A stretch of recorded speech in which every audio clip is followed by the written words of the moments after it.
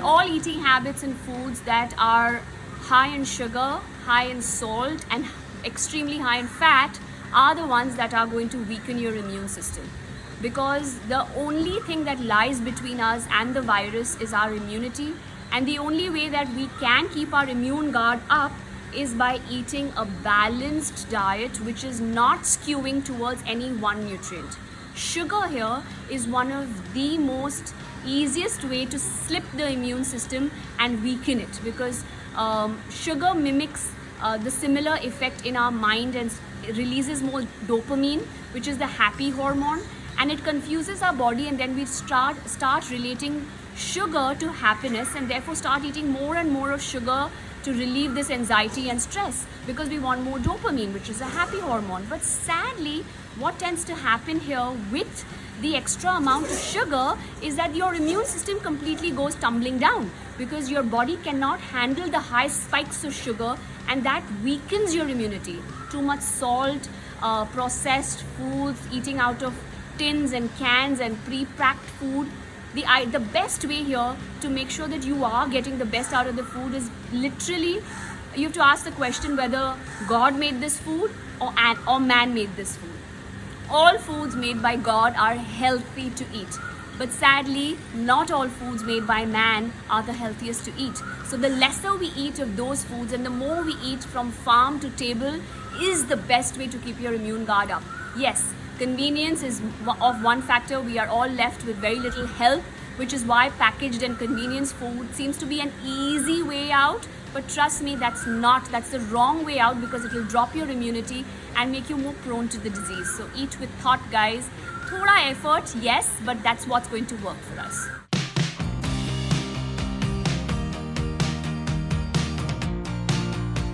Well, I think first and most importantly, it is important to maintain a schedule. Of course, we have work hours, we have designated areas in the house that we work out of, and we stick to our routine in terms of eating habits. So we're finishing breakfast, taking your snacks, which could be small nibblers that you could keep by your desk or office side. Yes, we do have access to the kitchen and the fridge and the junk as well. But if you are going to make sure that you eat the right food at the right time, you're less likely to eat the wrong food, especially at the wrong time. So if you will eat, say for example, a handful of nuts or chana or some makhana, you automatically are being able to eat every 2 hours. Once you eat every 2 hours, your blood sugar levels are very balanced. They don't have a dip and then they don't go peaking high, which is what troubles fat and which is what causes fat gain. So if you're able to control your hunger, automatically you will eat the right food at the right time. You will be maximizing your work potential as well. When your blood sugar levels are more balanced, you're able to think more conducively in terms of lateral thinking, multitasking. And when you work from home, trust me, you need to multitask, because while giving a lecture or a conference or a diet, you also have to tell the chef for what you want to eat for lunch, and you also have to tell your daughter where her sock is. So yes, multitasking is always required by us, but more so when we are working from home. So if you have eaten well, all of these multitasking will not make you angry and excite you. But you'll be very easily able to calmly handle with multiple hands and multiple brains, because your blood sugar levels are balanced. So working from home requires you to create a schedule. I think that's one of a very easy way. So prepare a 7-day or a 10-day cyclic menu. What your family is going to eat for breakfast, lunch and dinner. Automatically it makes it easy for you to procure the raw ingredients that you will require to make those dishes. In fact, sit down with your family and prepare this chart, so that no one then fusses on the table and says we don't want to eat this for lunch, or we did not ask for this for breakfast. So automatically when they have prepared the chart, everyone is more participative. Maybe someone can help you prepare certain dishes in the kitchen. Your ingredients are there, so you don't have to rack your brains to figure what should we cook for lunch, because I think that's the most annoying question. Khane mein kya banaye? Aaj dinner mein kya banaye? So I think that way, if you're able to plan it out, it just makes life easy. 10 days cyclic, and then you can keep repeating it.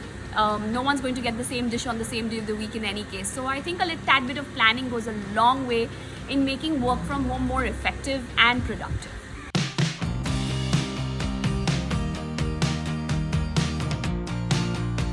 Well, I think that's one of the most important things that we have to take care of 60 days into the pandemic.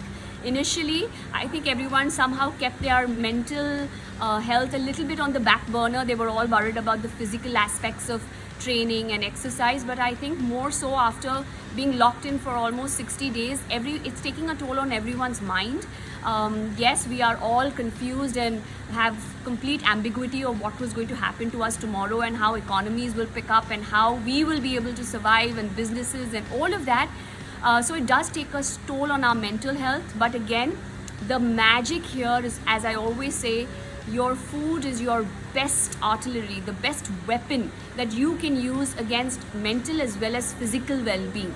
So I also did a whole video on magnesium and how that affects mental health, and how deficiency of magnesium will lead to depression and anxiety and insomnia, and then a vicious cycle completely takes over, because when we don't sleep well enough, our body is not producing enough of the neurotransmitters. When we don't have enough of the neurotransmitters like serotonin and melatonin, we do not have the happy hormone, which is serotonin. We have very little of melatonin, which is the sleep inducing hormone.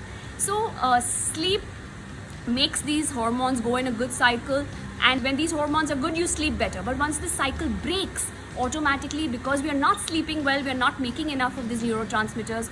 Because we aren't making enough of the neurotransmitters, we are more upset, depressed, and there's more anxiety. So diet can really help you here to reset this entire thing. Having magnesium rich foods, having protein rich diet, having a diet which is balanced in carbs and good fats works a very long way in addressing the mind. It is very, very important that we feed our mind and our body with thought, because we are going to get out of COVID, but it's the mental attitude which is very, very important that we have to keep right and feed our mind with the right thoughts to be able to come out of it a winner.